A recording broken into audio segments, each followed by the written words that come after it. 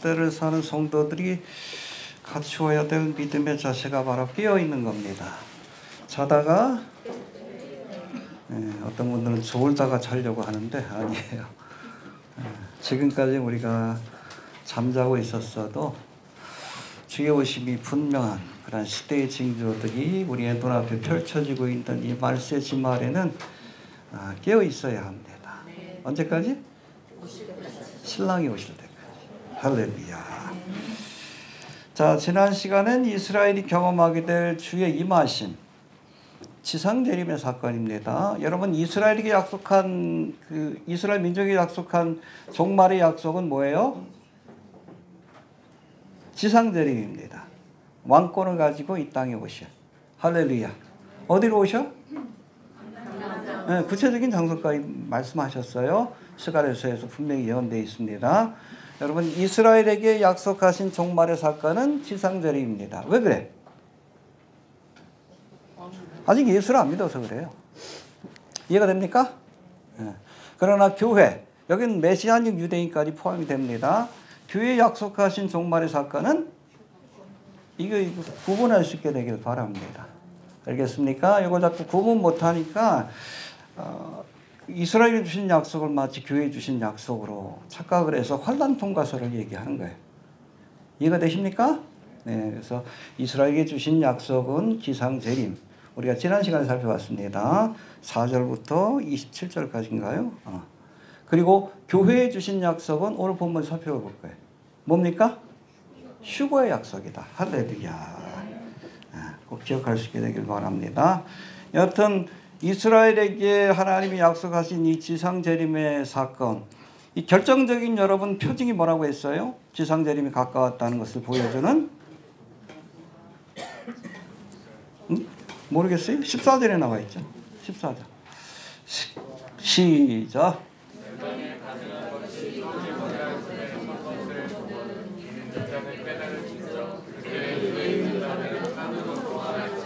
네, 그걸 보거든 이제 조만간 이제 제3성전이 세워집니다. 거기에 뭐가 선 것을 보거든? 멸망에 가증한 것, 우상. 누구의 우상? 적그리스도의 우상이 세워진 것을 보면 그날이 가까운 줄로 알라. 유대 땅에 있는 사람은 산으로 광야로 도망쳐라. 하나님 예비하신 보수라도 도망치라 말씀하신 겁니다. 그러니까 여러분, 지상재림의 사건이 가까웠다는 것을 보여주는 가장 확실한 사건이 바로 성전에 뭐가 서는 것? 예, 적그리스도의 우상이 서는 것을 보면 이스라엘에게도 본격적인 환난과 핍박이 시작되는 순간이지만 예수님의 지상재림이 가깝다. 예, 이거 쓰고 나서 며칠 뒤에 1260일. 할렐루야. 성경에 나와 있잖아요. 그래서 여러분, 적어도 7년 대환란을 통과하는 유대인들은 예수님이 정확하게 언제 재림하실 줄 알 수 있습니다. 근데 휴거의 사건은 몰라.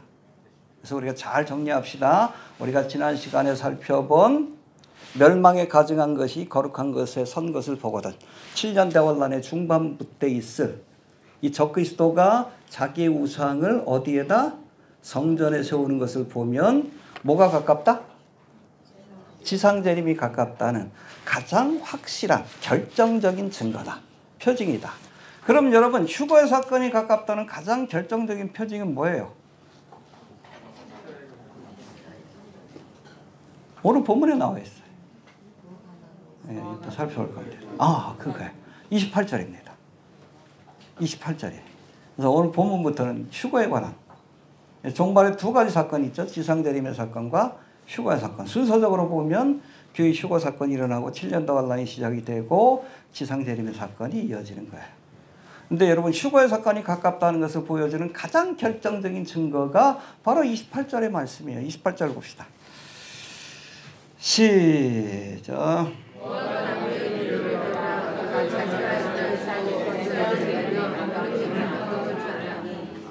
이 무화과 나무가 뭘 비유한다고요? 이스라엘. 그렇죠? AD 70년에 티투스 로마의 군대에 의해서 멸망받은 이스라엘이 다시금 역사 속에 등장하는 것을 보게 되면 무화과 나무가 바로 이스라엘 상징합니다. 뭐가 가까워요? 여름이. 이게 뭐예요? 주님 오실 날이 가깝다. 요거는 여러분 휴거의 사건을 예표하는 가장 결정적인 증거가 이스라엘의 독립이다. 할렐루야. 그러고 몇 년 지났어? 1948년이니까 거의 한 80년 가까이 됐죠.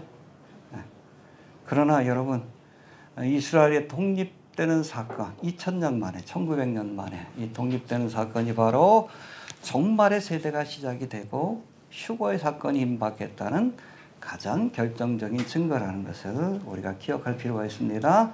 여러분 보세요. 지상재림이 가깝다는 것을 보여주는 결정적인 사건은 멸망의 가정을 걸어온 것을 하는 것을 보거든. 그리고 더 1260일 후에 휴거의 사건이 가깝다는 것을 보여주는 결정적인 사건은 무화과 나무에 새잎이 돋는 것을 보거든. 이스라엘의 회복을 지켜보게 되면 그날이 주님 오실 날이야. 할렐루야. 80년 기다렸죠? 조금만 더 기다리면 됩니다. 알겠습니까? 자, 그 말씀 우리가 살펴보면 28절 다시 한번 봅시다. 시작.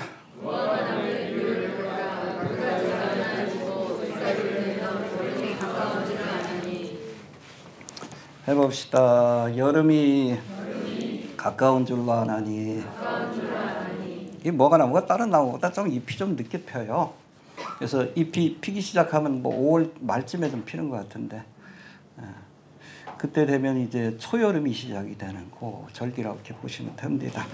자, 성경을 보면 이스라엘 상징하는 세 종류의 나무가 있죠. 뭐가 있습니까? 무화과 나무 잎이 마르고 포도 열매 그치며, 그렇죠? 그 다음에 포도나무. 그 다음에 세 번째는 감람나무 열매 그치고. 해봅시다. 무화과 나무, 포도나무, 감람나무. 이 세 나무의 공통적인 특징은 열매를 얻기 위해서 심는 나무예요. 이거 여러분 제목으로 못 씁니다. 무화과도 그렇고 포도나무도 그렇고 감람나무도 제목으로 못 써요. 올리브나무는 쓸지 모르겠네. 여하튼 이 나무를 심는 목적이 뭡니까? 열매를 얻기 위한 거예요. 하나님이 우리에게 은총을 베푸는 목적은 뭡니까? 열매를 얻기 위한 겁니다. 주님 오실 때 뭘 내놔야 돼? 네, 여러분 예수님이 찾을 때 열매를 내놔야 되는데 열매는 없고 뭐만 있어? 이파리만 있으니까. 그게 여러분 예수님 당시 이스라엘의 모습을 상징해. 그러니까 하나님이 저주하셨지. 11장에 나오죠. 근데 이 저주받아가지고 사라졌던 이스라엘이 다시금 싹시 돋고 잎이 나고 가지가 가늘어지고 새 생명의 역사가 시작되는 모습을 보거든. 그 날이 언제? 휴거의 날이 가까운 줄 알라. 할렐루야. 예. 아무튼 이 세 나무가 바로 이스라엘 상징하는데 여러분 포도나무가 이스라엘의 영적인 특권을 상징하는 나무라고 이렇게 알려져 있습니다. 해봅시다. 영적인 특권. 이스라엘이 주신 특별한 영적인 특권, 스피리추얼 프리빌리지라고 하는데, 근데 이건 여러분 교회로 넘어왔어요. 그렇죠? 그래서 여러분 요한복음 15장에 보니까 나는 포도나무요. 그렇죠? 우리 교회 제자들에게 주신 말씀이. 할렐루야. 영적인 특권은 우리에게도 주어져 있습니다. 알겠습니까? 그리고 이 감람나무는 종교적인 특권을 의미합니다. Religious privilege라고 하는데 이건 사명에 관한 거예요. 여러분 이스라엘 백성들에게 주어진 사명은 뭐예요? 너희가 무슨 나라? 제사장 나라가 뭐예요? 죄인과 하나님을 연결시켜주는 선교적 특권입니다. 선교적 사명이 주어져 있는 거예요. 근데 이스라엘 백성들이 선민의식에 사로잡혀가지고 복음 전할 생각은 안 하고 지네들끼리 그냥 잘 먹고 잘 살겠다고 하니까 하나님이 흩어놓으시고 대신해서 이거 잘라버리시잖아요. 로마서 11장에. 원래 하나님께서 이 참감람나무 가지 이스라엘 상징하는데 여기에 은혜를 주시고 영양분을 주신 건 뭘 얻기 위한 거예요? 선교적 열매를 원하는 거예요. 근데 열매를 맺지 않으니까 선민의식에 사로잡혀가지고 끊어내버리시고 거기에 뭘? 돌감람나무 가지. 이게 뭘 상징해요? 교회를 상징하지. 왜? 하나님이 영혼은 구원해야 되니까. 열매 맺지 않는 참감람나무 가지를 끊어내시고 그 자리에 돌감람나무 가지인 교회를 접붙여서 이방인이 중심이 돼. 2000년 동안 선교의 열매를 맺고 계시는 겁니다. 할렐루야. 근데 이 접붙임을 받았는데 이 돌감람나무 가지가 사라질 때가 있어요. 이것도. 무슨 사건으로? 휴거의 사건으로. 사라지게 되면. 그렇죠? 청감람 나무가지에서 사라지게 되면 본래 하나님의 은총을 받았던 청감람 나무 가지가 이스라엘이 접붙임을 받고 선교의 열매를 맺는 그러한 사명을 감당하게 될 거예요. 언제? 7년 되고 났는데. 알겠습니까? 머릿속에 그려지시죠? 그래서 여러분, 이 감람나무는 이스라엘의 종교적 특권, 달리 말하면 이스라엘이 주어진 사명이 무엇인가를 보여주고 있어요. 저들이 사명을 감당하지 못하니까 어떻게 하셨습니까? 하나님이 교회를 접붙여서 그 사명을 대신하게 하셨다. 할렐루야. 이에 반해 여러분, 이 포도나무는 국가적인 특권을 상징합니다. 해봅시다. 국가적인 특권을 상징한다.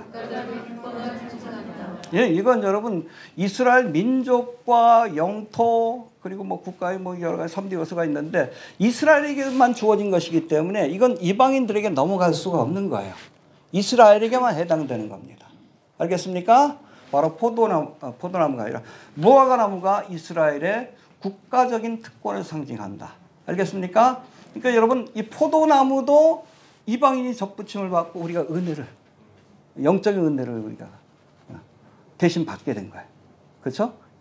그리고 감람나무 종교적인 특권 사명에 관한 특권도 우리가 대신 접붙임을 받고 그렇게 이스라엘 대신해서 선교적 사명을 감당했지만 여러분 이 포도나무는 국가적인 특권이기 때문에 이건 여러분 우리가 접붙임을 받아가지고 이스라엘을 대체할 수가 없는 거예요.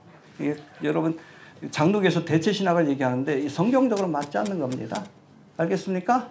예, 대체될 수가 없는 겁니다. 여러분 종말에 관한 성경의 말씀을 볼 때에 이스라엘에 관한 예언은 이스라엘에 관한 예언이에요. 신약 성경을 봐요. 이스라엘에 관한 언급은 다 여러분 포도나무처럼 이스라엘이라는 국가를 상징하고 있습니다. 분명하게 우리가 그것을 보고 해석을 해야 돼. 이걸 자꾸 교회로 대체해가지고 해석하려면 이상해져요. 해석이 이상해지는 겁니다. 이해가 되시죠? 자, 이스라엘에게 주어졌던 종교적인 특권, 요거는 돌감나무 가진 교회가 접붙임을 받게 되었고 이스라엘의 국가적인 특권을 의미하는 무화과나무에 이방인이 중심이 된 교회가 접붙임을 받는다는 말씀은 없습니다. 여러분 신약 성경에 나오는 이스라엘은 이스라엘이에요.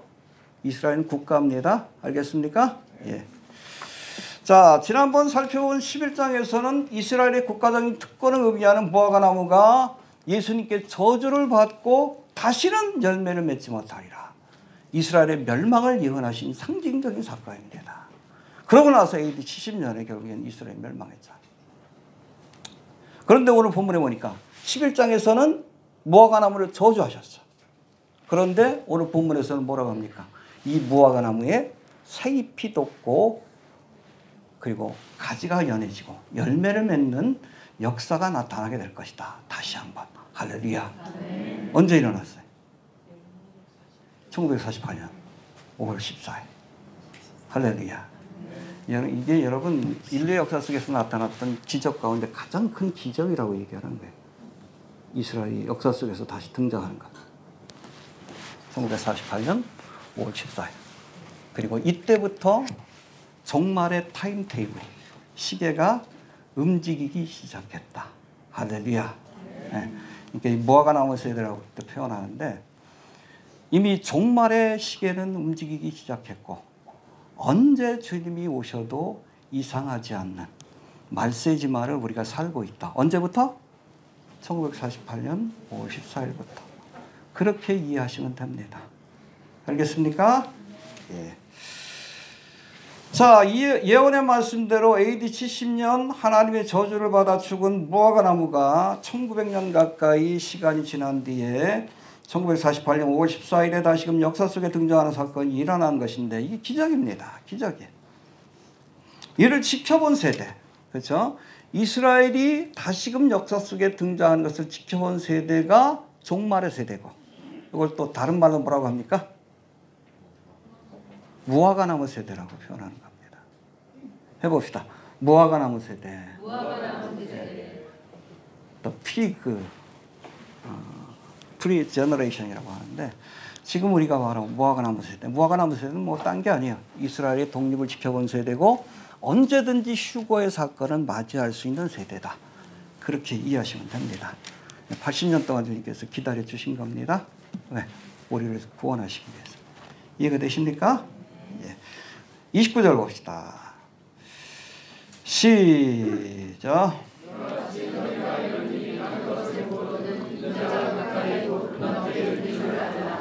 예, 죽은 무화과나무가 다시 살아나는 것을 보거든.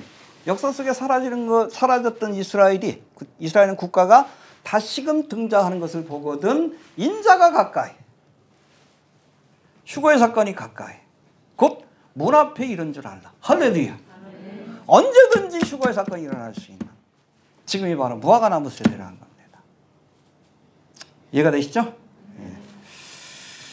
자, 만물의 마지막이 가까웠으니 회개하라. 예, 우리가 그러한 무화과나무 세대, 종말의 세대를 살고 있음을 잊지 않기를 바랍니다. 그래서 30절 넘어갑시다. 시작. 내가 진실로 너에게 말하노니 이 세대가 지나기 전에 이 일이 다 이루리라. 이 세대는 뭐예요? 무화과나무에 새잎이 돋는 것, 죽은 무화과나무가 다시 살아난 것을 지켜본 세대. 해봅시다. 이 세대가 지나가기 전에. 그래서 블로그의 이름이 이 세대가 가기 전에요. 근데 이 세대라는 단어가 헬라어 게네아인데 여러 가지 의미가 있어요. 뭐 족속이라는 뜻도 있고, 가문, 후손, 또 시대, 제너레이션, 에이지, 혹은 뭐 동시대의 사람, 여러 가지로 해석될 수 있는데, 이 단어의 정확한 의미를 알기 위해서는 사실은 앞뒤 문장하고 컨텍스트하고 이렇게 비교해가지고 그 정확한 의미를 우리가 유추해내야 합니다. 자, 28절이 무화과나무의 회복, 다시 말해 이스라엘의 회복을 의미하는 말씀이라면, 지금 30절에서 말씀하는 이 세대는 이스라엘의 회복을 지켜본 세대. 할렐루야. 믿습니까? 그런데 여기 보니까 이스라엘의 회복을 지켜본 세대가 지나가기 전에, 다 사라지기 전에 주님이 오실 것이다. 할렐루야. 휴거의 사건이 일어날 것이다. 우리에게 약속하고 계십니다. 예. 그렇다면 여러분, 성경에서 말하는 세대, 이 세대가 구체적으로 어느 기간일까? 여러 가지 뭐 해석이 있어요. 예수님 당시에 헬라인들은 한 세대를 몇 년으로? 로마인들, 헬라인들은 30년으로 여겼어요. 유대인들은 40년으로 여겼습니다. 근데 여러분, 시편 90편에 보니까 모세는 뭐라고 했어요? 인생이 70이요. 간간하면 한 세대를 70년 혹은 80년으로 이렇게 계산을 했습니다. 근데 본인은 120세까지 살았잖아요. 어찌됐든. 그런가 하면 여러분, 창세기 15장에 보면 하나님과 아브라함이 언약을 맺을 때 하나님께서 다 쪼개놓으라 그랬죠. 근데 아브라함이 뭘 안 쪼개놨어? 세들은 안 쪼개놨어. 하나님 진노하셔가지고 이 일 때문에 이스라엘 백성이 애굽 땅에 가가지고 4대 만에 돌아오게 될 것이다. 근데 거기 4대를 정확하게 400년이라고 표현하고 있어요. 한 세대를 뭐로? 100년으로 계산한 거예요. 그래서 여러분, 성경에서는 한 세대의 개념이 여러 가지로 나타나요. 때로는 40년, 때로는 30년, 때로는 100년. 노아 용수 이전에는 한 1000년 되겠지. 그렇죠? 그런 겁니다. 시대마다 달라질 수 있는 개념입니다. 근데 이 세대의 개념, 게네아의 개념은 사람이 태어나서 죽을 때까지. 점점 수명이 좀 늘고 있잖아. 지금으로 따지면 한 80년, 90년 정도 되는 시간. 얼마 있으면 또 100세 시대라고 그러니까. 그러니까 이 세대가 가기 전에 이 모든 일이 이루어질 것이다. 그 한 세대는 뭡니까? 적어도 1948년 5월 14일 이스라엘의 독립을 지켜본 세대가 다 돌아가시기 전에, 지금 뭐 80년도 안 지났잖아. 100세 시대인데 주님이 오실 것이다. 할렐루야. 그렇게 이해하시면 됩니다. 한 세대는 뭐예요? 사람이 태어나서 죽을 때까지의 시간. 그러니까 우리가 지금의 기준으로 따지면은 1948년 5월 14일 이스라엘의 독립. 그렇죠? 무화과나무에 새잎이 돋는 것을 지켜본 세대가 다 지나가기 전에, 돌아가시기 전에 주님이 오실 것이다. 할렐루야. 1948년 이전에 태어나신 우리 권사님들 계시죠? 응? 계시죠? 아무튼 같이 갑시다.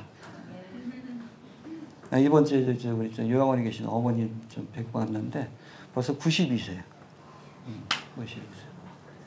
이게 보니까는 좀 얼마 전에 또 주사를 맞으시고 영양제 주사를 맞으시고 컨디션이 안 좋다고 해가지고 보니까 침대에 누워 계시는데 그냥 날짜 받아놓은 것 같아. 걱정이 돼가지고 갔더니 막 돌아다니죠. 백수하실 것 같아. 내가 보니까. 아무튼 그래서 손 붙잡고 그랬어요. 같이 갑시다 그랬어. 얼마 안 남았는데 같이 갑시다 그랬어요.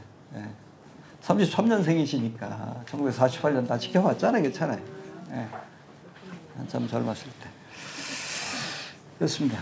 그 세대가 가기 전에 이제 얼마 안 남았죠? 얼마 안 남았습니다. 또 그렇게 따지면 또 시간이 또 많이 남았다고도 할 수 있어요. 어찌됐든 언제든지 오실 수 있다. 이 세대가 다 지나가기 전에. 언제 주님 오셔도 이상하지 않는 마지막 때를 우리가 살고 있다는 것을 우리가 기억할 수 있게 되기를 바랍니다. 이렇듯 성경에서 명확하게 설명하지 않은, 그러니까 이 세대라는 개념 자체가 명확한 시간의 개념이 아닙니다. 시대마다 달라질 수 있는 개념이라고 이해하시면 돼요. 그리고 특별히 지금 뭐가 남은 세대의 기준은 1948년 5월 14일 이것을 지켜본 세대가 가기 전에, 다 지나가기 전에 명확한 기준이 있습니다. 여튼 이 세대의 기간을 자의적으로 해석해가지고서 여러분 시한부 종말론을 주장했던 사람들이 있어요. 미국에도 있습니다. 그러니까 여러분 아까도 얘기했지만 유대인들은 한 세대를 뭐로 계산해? 40년. 그러니까 1948년 5월 14일 날 이스라엘이 독립했으니까 이거 40 더하면 몇 년이 돼? 응? 1988년 나팔절에 주님 오신다라고 주장했던 사람이 있어. 다미성교회가 언제 있었죠? 이것보다 4년 전에 있었다. 화이트 제란트라고 하는 이게 또 나사에서 근무한 과학자입니다. 이런 사람이 얘기하니까 사람들이 확 넘어갔지. 책을 냈어요. 뭐라고 책을 냈냐면 88 Reasons Why the Rapture Will Be in 1988. 이게 뭐냐면 1988년에 휴거가 반드시 일어나야 할 88가지 이유. 책까지 냈어. 근데 그날 안 왔네. 그러니까 1년을 연장했어. 그래서 책을 좀 바꿨어요. 89 Reasons Why the Rapture Will Be in 1989. 뭔지 아셔요? 1989년에 휴거의 사건이 일어나야 될 89가지 이유. 궁색하지. 이것도 틀리니까 나중에 2013년 그랬다가 3세번이지. 다 틀려버리니까 결국에는 사라져버리고 말았는데 이 사건이 있고 나서 우리나라에도 1988년이 아니라 1992년 10월 28일. 날짜가 어떻게 계산된 줄 아세요? 여러분 1992년 나팔절이 언제예요? 9월 28일입니다. 거기다 플러스 한 달을 더한 거예요. 10월 28일 날 온다고. 근데 이장님이가 그렇게 계산한 이유가 있어요. 여러분 인류의 역사를 지금 보통 한 6,000년 가까이 됐다라고 얘기하죠. 그러니까 이장미가 그 당시에 종말론에 있어서는 가장 권위 있는 학자였는데 이장미가 어떻게 계산했냐면 2000년부터는 밀레니엄이 시작이 된다. 천년왕국이 시작이 된다. 그럼 어떻게 돼? 그 전에 7년대 환란이 있어야지. 계산해보면 언제? 1993년부터 7년대 환란이 시작이 돼야 되고 7년대 환란으로 들어가려면 1992년 나팔절 즈음에 휴거의 사건이 일어나야 된다. 그렇게 해서 계산한 거예요. 잔머리 굴린 거지. 그렇죠? 그러다가 한국교회를 다 뒤집어 놓고 여러분 이 다미선교회는 그때 해외 토픽까지 나올 정도로 굉장히 유명한 사건이었어요. 이 양반들이 보니까 해외 토픽 그때 구소련이 열리기 전인가? 열리고 나서인가? 열리고 나서 바로다. 모스크바 가가지고 이게 92년에 주님 오신다고 그거까지 나오고 그랬었어요. 다미선교회. 왜? 2000년에 천년왕국이 시작이 돼야 되니까. 그걸로 계산한 거예요. 자의적인 해석입니다. 알겠습니까? 예.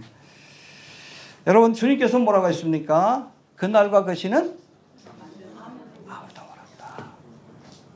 요즘 또 이상한 게 또 나와.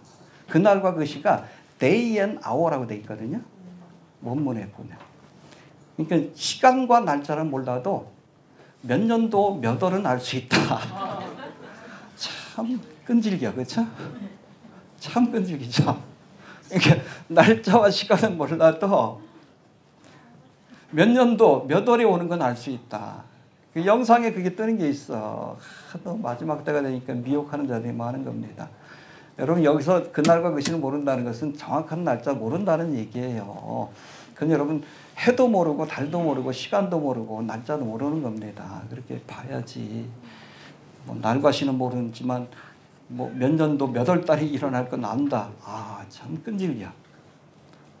여러분, 그날과 그 시는 누구도 모른다? 아들도 모른다 그랬어요. 예수님도 몰라. 안다 그러면 100% 이단이에요. 혹시가 제가 강단에서라도 몇 월 며칠 예수님 오신다 그러면 저 다른 교회 나가셔요? 그 다음부터 이단이에요. 이단은 끝이 다른 겁니다. 모른다고 했는데 안다 그러면 이단이야. 그래서 다미선교회가 이단이야.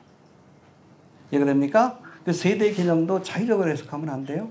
역사 속에 끊임없이 바뀌어왔어요. 왜? 인간의 수명이 달라졌기 때문에. 이거 되시죠? 자의적으로 해석하면. 자, 그 다음에 31절 봅시다. 31절. 시작.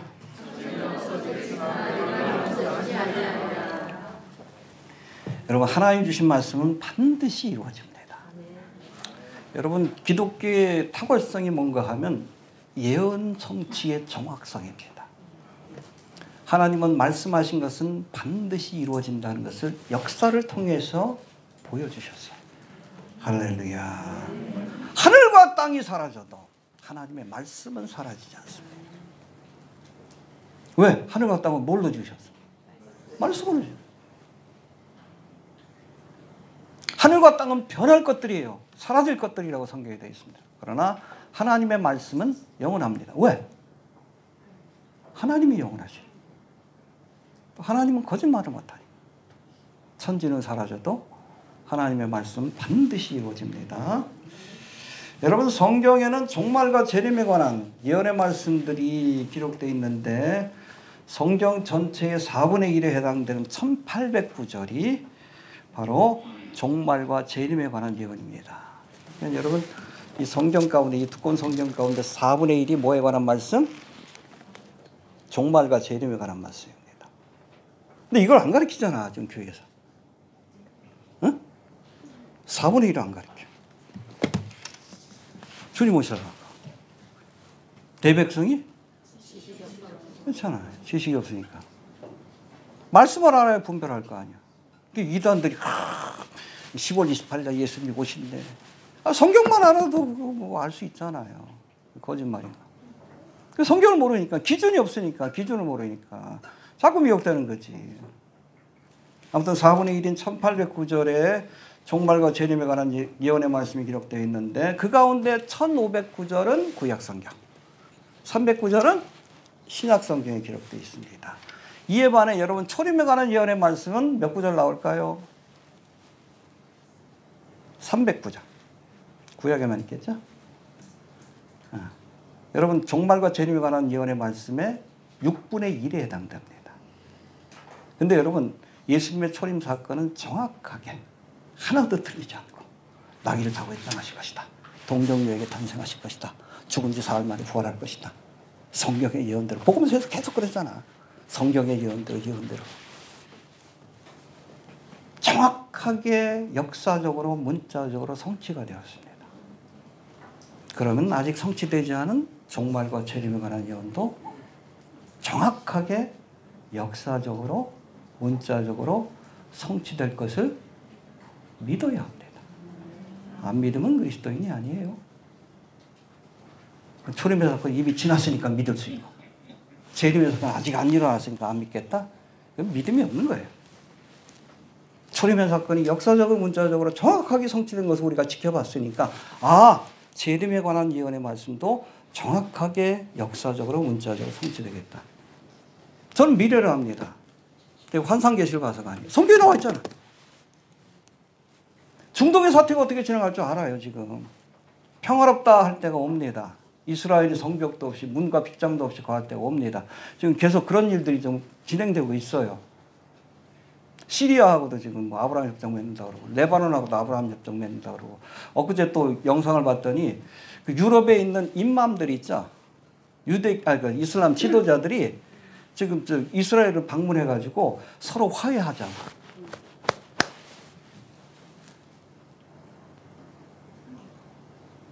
평안하다 안전하다 할 때가 옵니다. 이게 뭐예요? 이 보면은 기적과 같은 일이 벌어지고 있어. 왜? 하나님의 예언의 말씀을 성취해야 되기 때문에 하나님이 그것이 성취되도록 역사를 움직이고 계시는 거예요. 하나님이 말씀하시면 역사가 됩니다. 선지가 사라지는 일이 있어도 하나님의 말씀은 반드시 이룬다는 것을 우리가 믿을 수 있게 되길 바랍니다. 그래서 우리 블로그로 주식 투자하는 사람이 자꾸 봐. 왜? 미래에 대해서 얘기합니다. 근데 중동 전문가보다도 제가 더 정확하죠? 여러분 잘 모르시죠? 그 사람도 헛소리 많이 해. 이거 뭐 3차 대전으로 간다 얘기했지. 그때도 저는 이게 전쟁 끝날 거다. 평화로운 시기가 올 것이다. 올 거예요. 왜? 성경에 되어 있으니까. 성경의 예언이 성취되면 그렇게 될 수밖에 없어. 번영의 시기가 올 겁니다. 평안하다 안전하다 할 때. 그때 갑자기 호련히 휴거의 사건이 일어나고 전 세계가 혼란에 빠질 때, 특별히 미국이 혼란에 빠질 때 고카마오의 전쟁이 일어나고 7년 대환란으로 멸망의 시대로 들어가게 될 겁니다. 천지는 없어져도 하나님의 말씀은 반드시 이루어진다. 할렐루야. 자, 32절 봅시다. 32절. 시작.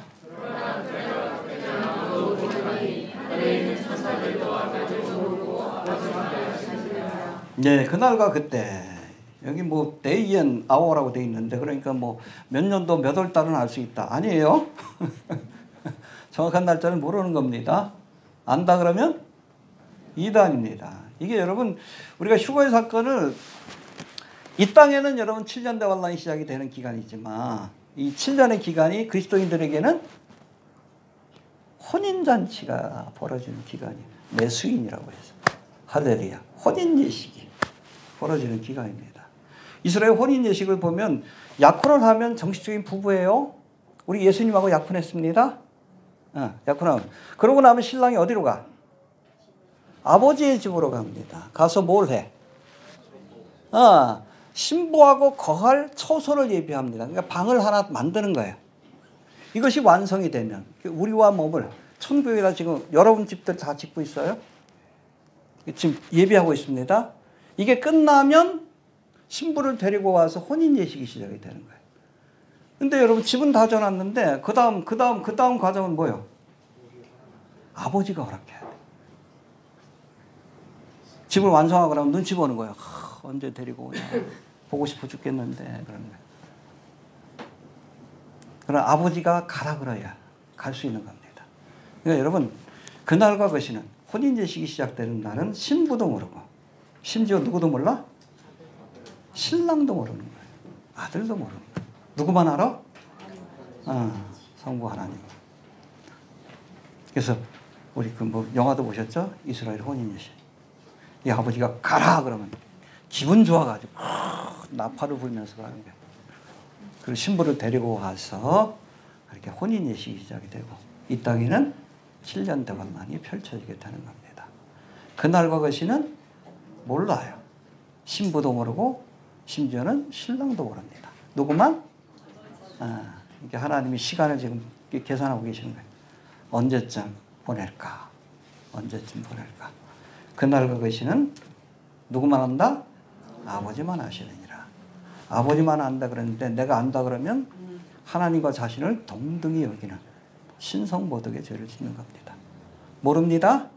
예, 안다 그런 사람들 자꾸 좀 경계할 수 있게 되길 바랍니다. 예.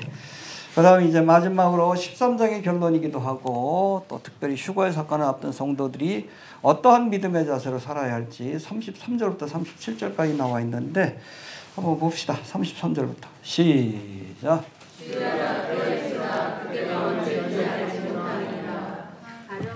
예, 해봅시다. 주의하라. 깨어있으라. 왜요? 언제 주님 오실지 알지 못하니까 항상 깨어있어야 합니다. 알겠습니까? 우리가 종말의 때를 사는 성도들이 해야 될 일도 이게 결론과 같은 말씀인데 주의하고 깨어있어야 합니다. 언제까지? 신랑이 오실 때까지. 됐습니까? 예, 여기 보니까 주의하라는 단어 우리 뭐 5절, 9절, 23절에서도 살펴왔는데 블레페테라고 되어 있습니다. 이 두 가지 뜻이 있어요. 이 블레페테는 take heed, 조심해라. 그 discern, 분별해라. 이게 똥인지 오줌인지 분별해라. 거짓 선자인지 참된 선자인지 분별해라. 이게 2단인지 3단인지 분별해라. 왜? 마지막 때는 미혹의 시대이기 때문에. 분별이 가장 중요한 시기가 여러분 주님이 우리를 부르시기 직전입니다. 지금이 그래요. 분별할 수 있게 되길 바랍니다. 분별하려면 기준이 있어야 돼요. 뭐가 기준이야? 캐논. 성경 말씀으로 분별할 수 있게 되길 바랍니다. 이번 주 수요일 날 개봉하죠. 킹 오브 킹스. 위험한 영화입니다. 위험한 영화. 잠깐 한번 보여드릴까?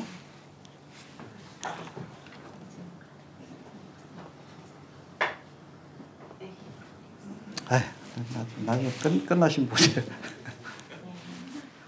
미국 여기 배급사가 어디예요? 엔젤 스튜디오. 어디에서 운영합니까? 몰몬교에서 운영하는. 그리고 원작이 뭡니까? 찰스 디킨스. 예수의 생애라는 그 책이에요. 우리 주님의 Our Lord's 뭐 이렇게 쭉 나가는데 주님의 생애라는 책인데 여러분 찰스 디킨스 본인은 모르겠지만 그 자식들은 다 프리메이슨들이에요. 유니테리언이라고 해서 예수님의 신성을 믿지 않는 단일신론자들입니다. 삼위일체를 안 믿는 이단이에요. 이단. 그 내용이 책에 담겨져 있어요. 일루미나티 사상하고 연결되어 있습니다. 몰몬교도 19세기 나온 거고 유니테리언도 19세기. 왜 19세기 이단들이 많이 나왔어요? 19세기는 선교의 세기니까.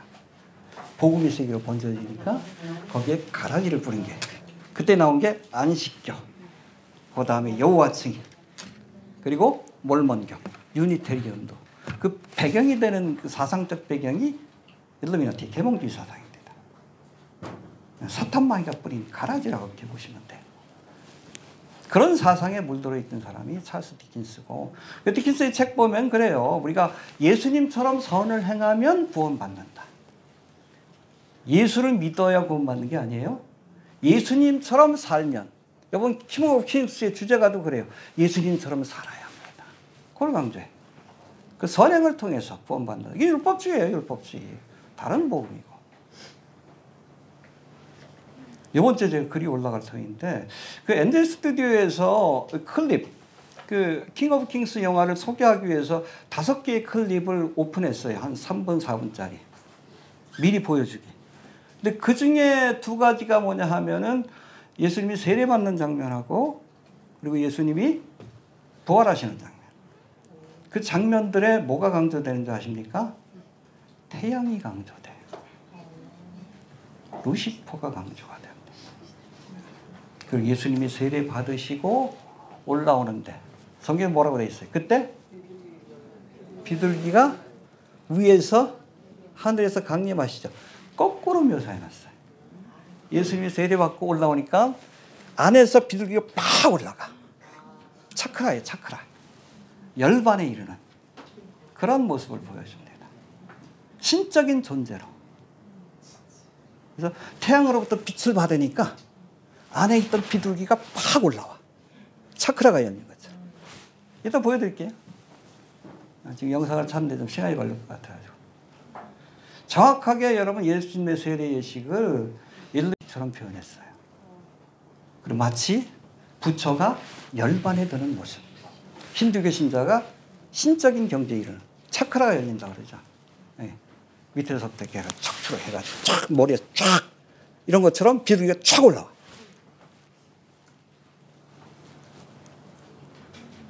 이 기독교 영화 아니에요. 다른 예술을 묘사하고 있습니다. 분별해야 합니다.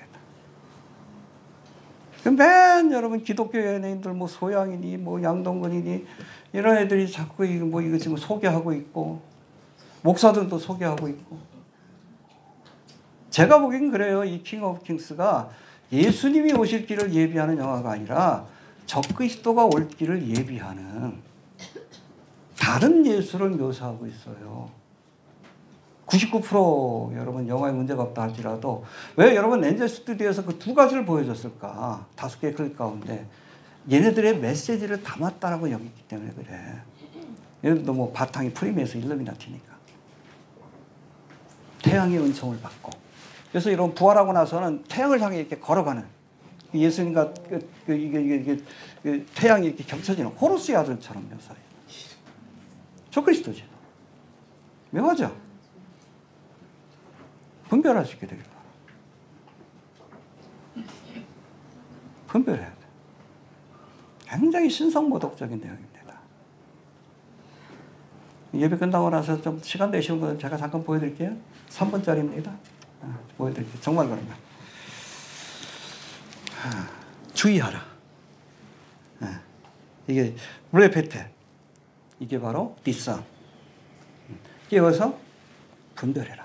왜? 잘못하면 넘어질 수 있기 때문에. 미혹될 수 있기 때문에. 열심히 믿고 지옥 가면 안 되잖아. 그렇죠? 제가 늘 얘기하죠. 마지막 때가 될수록 열심히 믿지 마셔요. 바르게 믿으셔야 합니다. 바르게 믿고 나서 그 다음에 필요한 게 열심히. 둘 중에 하나 선택하는 바르게 믿어야 합니다. 주의하시길 바랍니다. 원래 베테, 디선, 분별하십시오. 자, 주의하라는 단어가 블레페테라면 깨어있으라는 단어는 헬라어로 아그립네이테라고 되어 있는데 해봅시다. 자지 않고 있다. 정신을 차리고 살피다. 예, 시대의 징조를 깨어서 살피시길 바랍니다. 예. 여러분 모두가 잠들어도 파수꾼은 깨어서 봐야지. 적들이 어디까지 오나. 응? 언제쯤에 이제 아침이 시작되는지. 시대의 징조를 우리가 봐야 될 거 아니에요. 깨어있길 바랍니다. 그래서 여러분 이 33절부터인가 계속 깨어있으라는 단어가 37절까지 4번 반복이 돼요. 정신을 차리고 자지 말고 깨어있어라. 자다가 두 가지를 말씀하셨습니다. 디선, 주의하라. 분별하라는 얘기예요. 왜? 미혹하는 자들이 많기 때문에. 두 번째는 깨어있어라. 깨어있길 바랍니다. 자지 마시고 이제 얼마 안 남았어. 제가 말씀드립니다. 급변하잖아요 지금. 이란과의 전쟁 여러분 이게 상징적인 사건이에요. 그다음 사건은 여러분 그 곡감마법 전쟁인데 대부분의 학자들은 곡감마법 전쟁 직전에 휴가의 사건이 있다라고 얘기를 해요. 그러면 다음 사건은 우리가 휴가의 사건이라고 봐야 돼. 그때까지 평안하다 안전하다 시기가 올 건데 그 기간이 여러분 1년이 될지 6개월이 될지 아니면 2, 3년이 될지 뭐 10년이 될 수도 있지. 임박했다는 거 우리가 알아야 돼. 문 앞에 와 있어요. 문 앞에. 주님이 내가 문을 두드리노니. 문 앞에 와 있어요.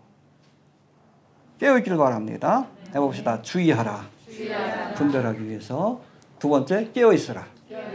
예, 알겠습니까? 34절 봅시다. 여기도 뭐 깨어있으라는 말씀이 나오는 것 같은데. 시작.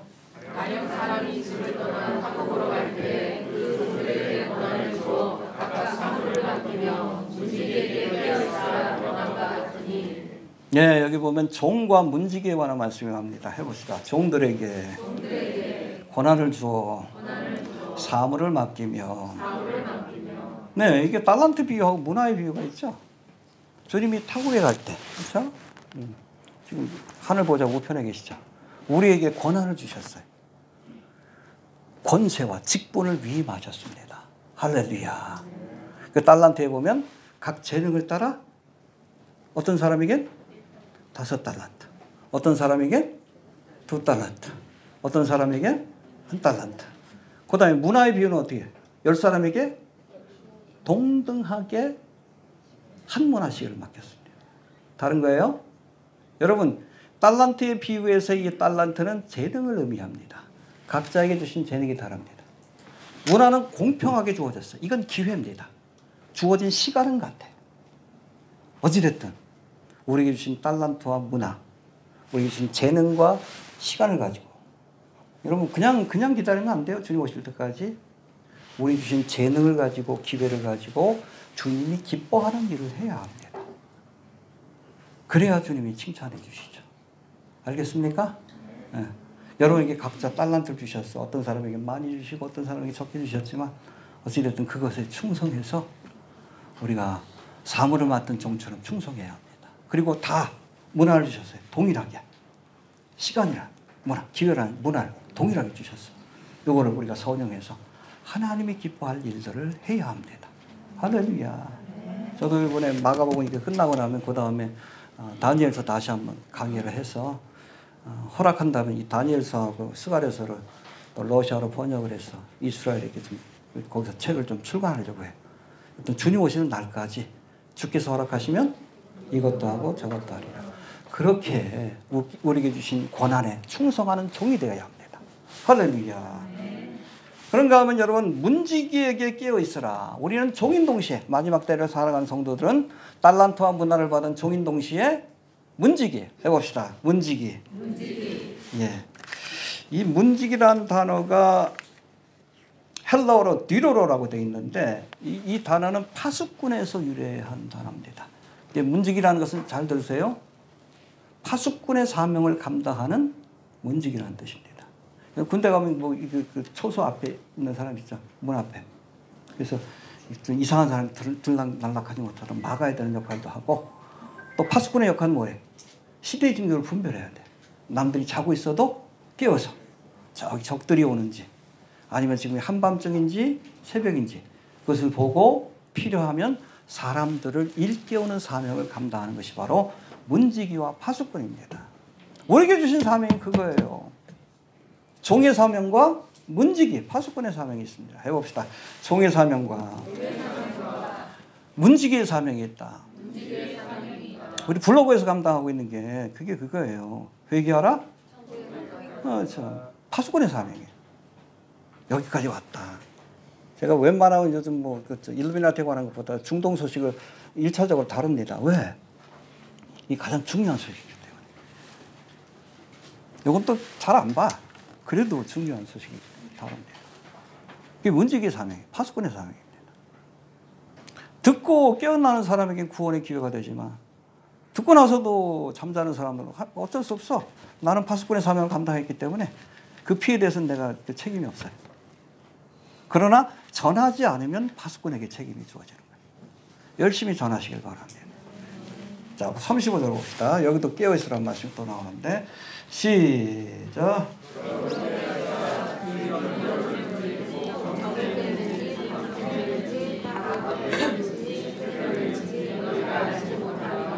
예, 깨어있으라 하면서 여기 보니까 혹 저물 때 주님이 오실지 밤중에 오실지 닭 올 때 오실지 새벽에 오실지 모르기 때문이다. 여기서 저물 때 밤중 닭 올 때 새벽이라는 표현은 밤 시간을 로마인들은 넷으로 나눕니다. 이것에 대한 기준이에요. 헬라어로 보면 저물 때가 올테라고 되어 있는데 이 시간은 해가 떨어지고 나서 한 오후 6시쯤 되겠죠. 밤 10시까지입니다. 저물 때예요. 그 다음에 밤중이라는 것은 메소니 크리온이라고 되어 있는데 요거는 밤 10시부터 오전 1시까지 이 시간을 의미합니다. 그 다음에 닭 올 때 알렉토로포니아스 어려워. 아무튼 헬라어로 그렇게 되어 있는데 이 시간은 오전 1시부터 4시까지의 시간입니다. 그리고 새벽은 프로이라고 되어 있는데 헬라어로 요거는 오전 4시부터 해 뜰 때 한 6시쯤 되겠죠? 요 기간입니다. 알겠습니까? 로마의 시간을 기준으로 해서 이렇게 내수는 나는 겁니다. 근데 주님께서 언제 오실지 몰라. 저물고 나서 바로 오실지. 지금 제가 보기에는 동트기 직전 같아. 그렇죠?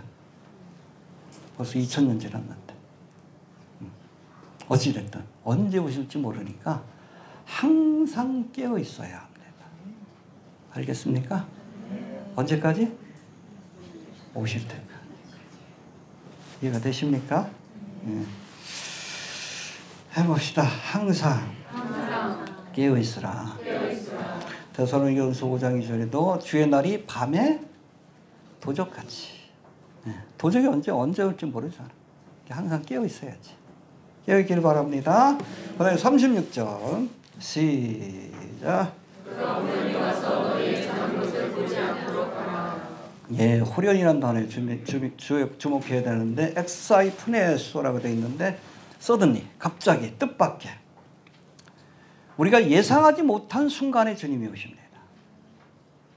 알겠습니까? 그러니까 주님이 오실 때 자고 있는 모습을 보이지 않도록. 그렇죠? 메가더가 유명한 얘기를 했죠. 작전에 실패한 장교는 용서할 수 있어도 경계에 실패한 장교는 용서를 못한다. 군대에서 여러분 경계 근무 쓰다가 자다 걸리면 영창 가요. 응? 이게 중요한 죄입니다. 그 시간에 여러분 그 북한군이 쳐들어오면 어떻게 돼요? 부대원들이 다 몰살되는 거예요. 그렇기 때문에 그래요. 깨어있기를 바랍니다. 네. 호련히 오십니다. 언제 오실지 몰라요. 지금 이 시간 오실 수도 있어요. 대충 우리가 그 큰 그림은 그릴 수 있어도 구체적인 그 날과 시는 몰라. 그러니까 오늘 오셔도 이상하지 않습니다. 상황을 봐. 늘 깨어있는 모습으로 주님을 영접할 수 있게 되길 바랍니다. 해봅시다. 자는 것을 보이지 않도록 하라. 할렐루야. 근데 열처녀의 비유 보니까 열처녀 모두 다 혹시 잠들어 있다 할지라도 기름은 예비하고 주무시길 바랍니다. 알겠습니까? 자, 그 다음에 37절 마지막인데 37절 이거 보고 마치자. 시작.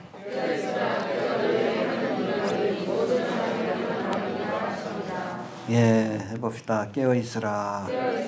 33절에서도 깨어있으라. 34절에서도 깨어있으라. 35절에서 깨어있으라. 36절에서는 호련히 올 것이다. 37절에서 다시 한번 깨어있으라. 휴거의 사건을 기다리는 성도들이 해야 할 일, 첫 번째 일은 깨어있는 겁니다. 그리고 두 번째는 주의하라. 리선, 분별해라. 할렐루야. 근데 여기 보니까 내가 너희에게 하는 이 말, 너희는 누굽니까? 여러분 감람산 강화를 시작할 때 누구의 질문으로 시작이 된 거예요? 돌 위에 돌 하나도 남지 않을 것이다 하니까 누구에게 주신 말씀이에요? 3절 봅시다. 3절 시작.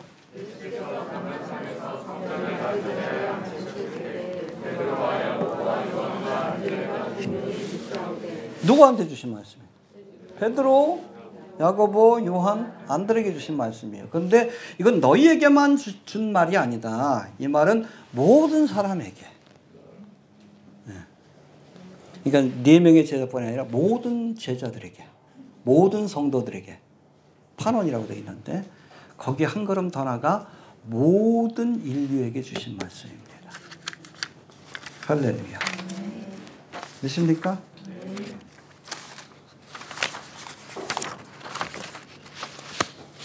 이것도 어디 갔나?